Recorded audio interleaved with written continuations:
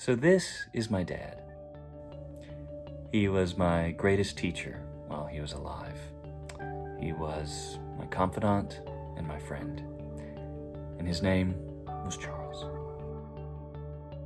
Now, when I was 7 years old, my father went to prison. And then this became his name. 18979-009. You know, the one thing that I've always remembered was the new name that I would have to write on letters and envelopes whenever we would send cards or drawings or something else to him. From then on, everything changed. We would visit him on weekends. It was about a 2.5-hour drive, and there were a lot of families there.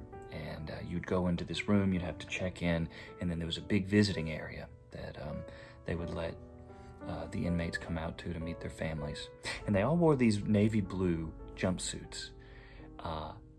And so I remember one Saturday getting there and seeing a man at the vending machine, the same white hair as my dad, the same navy blue jumpsuit. And as fast as I could, I ran over to him and wrapped my arms around him as hard as I could, only for the man that I had in my clutches to turn around and let me know that I had the wrong guy.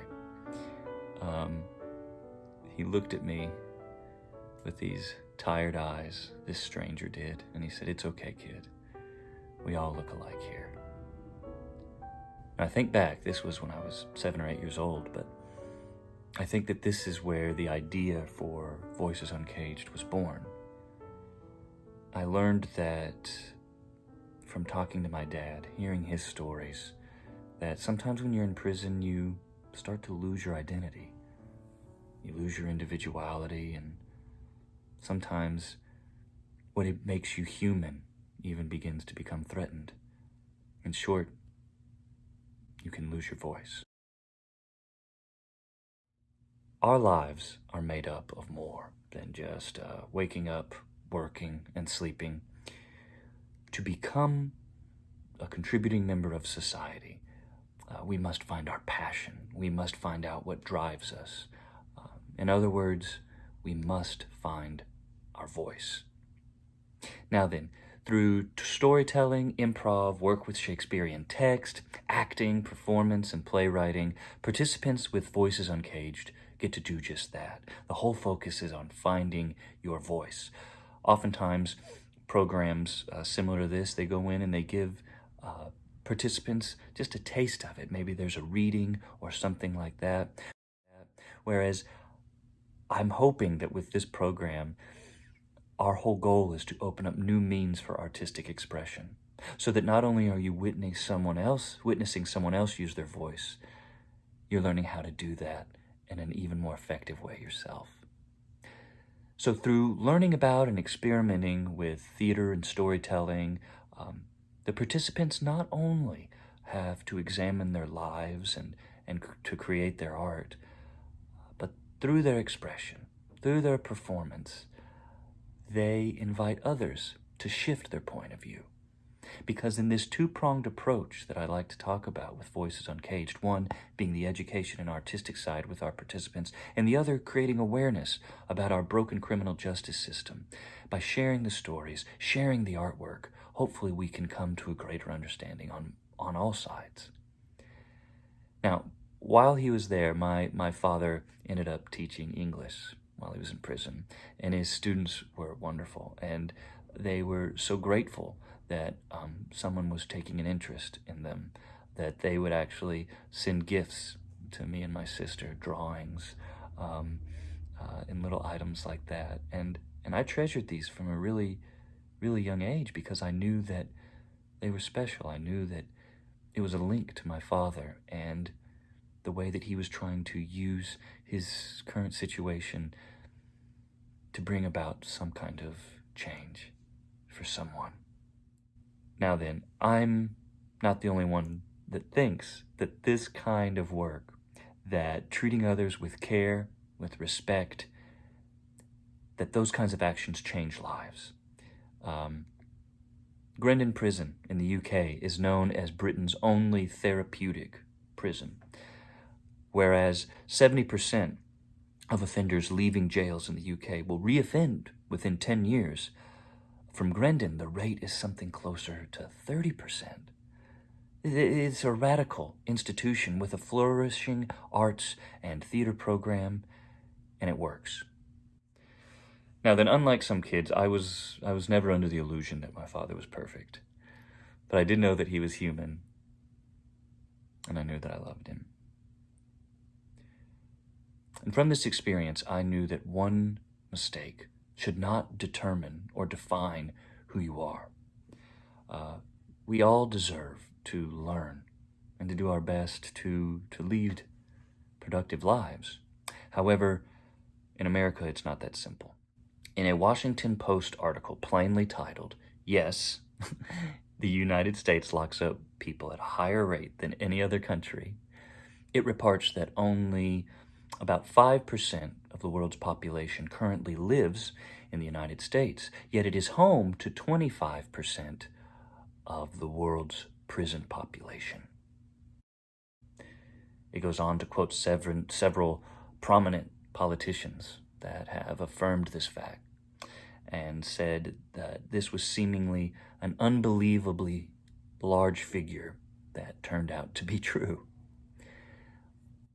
Now, people are going to prison right now at an alarming rate, and it's truly heartbreaking because once someone finds themselves in prison, many times they soon return. 3 years ago, State Senator Joyce Elliott, in an Arkansas Times article, is quoted as saying that the Arkansas correction system is good. Its reintegration system is non-existent. Now, in the past few years, my home state of Arkansas passed strict laws, which resulted in spiking recidivism rates of over 50% for parolees. Now, this number is only expected to grow. This is a nationwide problem, and it not only impacts taxpayers, the government, our economy, but also, and most importantly, the families and communities of people all over the country. Prison on its own is not helping society. We have not fixed a problem. What we've done is created a revolving door of recidivism. Now, there's lots of research out there on why this might be so. You may have come across things like the prison industrial complex, things like that, in some of your readings recently. Meaning that there are people that actually profit off of the imprisonment of other people. So how do we address this? Well, take a program that helped to start the whole movement of prison performance. There's Shakespeare Behind Bars. Now, a program like Shakespeare Behind Bars was able to reduce the recidivism rate by nearly 55%. Now, the implications here are absolutely staggering. Giving people the chance to have a voice and an artistic means of expression keeps people out of prison. It's just in the numbers. And not only does it do that, it builds our communities. Just look at the impact. The national average, 60%, Kentucky, about 30%. The people that are coming out of Shakespeare Behind Bars, 5.1%. Theater and the arts, it gives us, they give us the chance to express ourselves and to be heard. And these expressions lead to happier and healthier people and can be of great value, considering that nearly half of all prison and jail inmates have some sort of mental illness or disorder that keeps them from living those kinds of happy and healthy lives. Now, what about the economic part of it? Now, it's also important for taxpayers. The average cost for incarceration of inmates is nearly $29,000. At this rate, if these kinds of educational programs, Voices UnCaged, something like that, could reduce the recidivism rate in a place like Arkansas by just 0.5%, just half a percentage point, that could save the state thousands and thousands of dollars. And not only would it do that, just one person not going back into prison has generational effects. Giving prisoners something to share with their families and ultimately keeping them from re-entering jail strengthens families and it strengthens communities. International human rights advocates have called parental incarceration the, quote, greatest threat to child well-being in the United States. That's a staggering thing to say. So giving people a chance is what the program's all about. One of my most inspiring moments came when I was doing the pilot program for this back in 2015. I was working at Arkansas Community Corrections over near War Memorial Park in Little Rock, Arkansas. And I remember a man came in and he was wearing this orange vest over his jumpsuit. I later found out that that was a system of humiliation at the prison. Something happened. Maybe he got into it with one of the correctional officers or something. But basically he had to wear this orange scarlet letter all day long to indicate that he had been bad or was in trouble or something like that. He comes in and we'll call him Troy. So Troy comes in and he's just very closed off. Arms crossed. He's just not having it when we start going through some of the theatrical exercises. But as we went on, we started doing improv, telling stories, looking at a little text from Macbeth, and basically just meeting each other heart to heart. And by the end, he was participating fully. He was laughing. He was going through these exercises with abandon. At the end of the night, we all sat down, and I asked them, listen, we are doing this as a pilot program. We want your feedback. Tell us what you like. Tell us what you didn't like, because that's the only way that we can grow. A few people gave me their answers, and he sat there very quietly and then finally raised his hand and said, you know, tonight's the first time that I've smiled in 6 months. He said, you know, if I had had something like this when I was growing up, something to put my whole self into, I don't think I would have ever wound up here. So, in the past few years, I've brought what I've learned in that pilot project in 2015 up to Western New York in a partnership with Shake on the Lake Shakespeare. We brought Voices UnCaged into Groveland Correctional Facility. So we usually start with improv. We start with people laughing. We start with people connecting. We start at a place where we are all meeting at the same point. Because when you go into a lot of populations, and you'll find this if you do this kind of work, so even if it's with homeless people or veterans or anybody that you are working with because you love them, going in with the idea that you are going to gain something rather than going to give. Going in and noticing the opportunities rather than the drawbacks. Going in seeing the value of the people that you're working with rather than coming in and thinking that you're going to save them or that you have some magical thing that you're going to offer.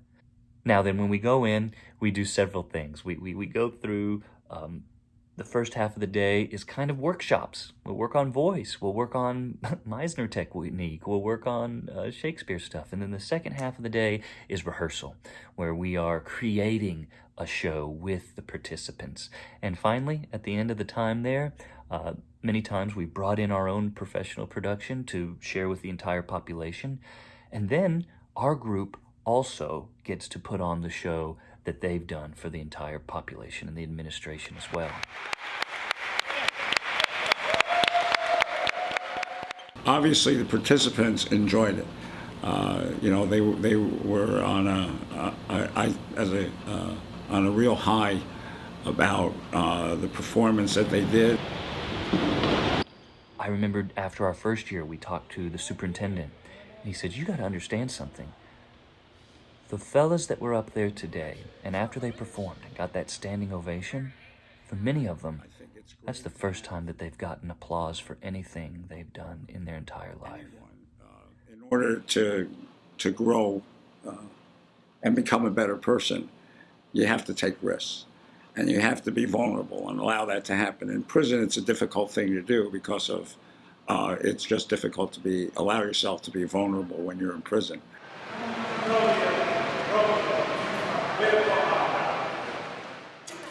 So it's good to see that these guys were taking that risk and hopefully learning from it and developing from it and becoming better people for it. So going in there with the Shakespeare was really transformative because we try to strip away anything that puts a barrier between the participant and the text. We're not talking about iambic pentameter. We're not talking about any of those things that may feel like we're trying to establish a new Shakespeare colony in prison. That's not what we're doing. We're using some of the universal truths that you find throughout the text and letting the participants meet it where they are. Not giving hard and fast rules, but focusing on meaning, focusing on what is it saying to you right now in your life. What we want to do is allow them to experience it for themselves rather than giving them anything prescriptive. And the cool thing is when you participate in a program like that and approach it in that way, two things happen. One, the people working on it are like, hey, this isn't so hard. I got this. I can use this. I can interpret this in my own way, and encouraging that kind of interpretation. And the other thing it does, it just gives confidence, because a lot of people may have encountered this kind of thing before or encountered educators before that may use this material to talk down to them or may use this kind of material to shame them or to change them. But by giving them the opportunity to own it, eat it, change it, rip it apart, that kind of ownership builds confidence and changes lives. As I was doing this kind of work, I was also imagining what critics would say. I think that now we're in a time where programs like these might be embraced more than they were 5 years ago. But at that time, there was a lot of opposition saying, these guys did bad things. They deserve to be punished. It's the law, It defeats the purpose of putting people in prison if you're going to offer them anything. Now, I get it, and I hear these, and I take it seriously. But after spending so much time with these folks over the last 5 years, the one thing I take away from it is bravery, is courage. That's what amazed me most. Listen, these people are at rock bottom. They they want a transformation more than most. They're hungry for change. They want an opportunity for a better life. They want a life where they can pursue their dreams, where they can connect with their families, where they have something to contribute to the world. Kurt Tofflin, who was the founder of Shakespeare Behind Bars many years ago, he reasoned it this way, which I really appreciated. He said, if they're coming out, if the participants that are in these programs are coming out to a neighborhood near you or me, who do I want to live next to? Do I want to live next to somebody who has been dehumanized, beaten, and unjustly imprisoned, unjustly punished? Someone who's been put through the justice system in a way that can be inhumane at times? Or do I want to live next to someone who may have had a mistake in their life, but was given the opportunity and the means to express themselves, to feel like they could become a valued member of society? I think the answer's pretty clear.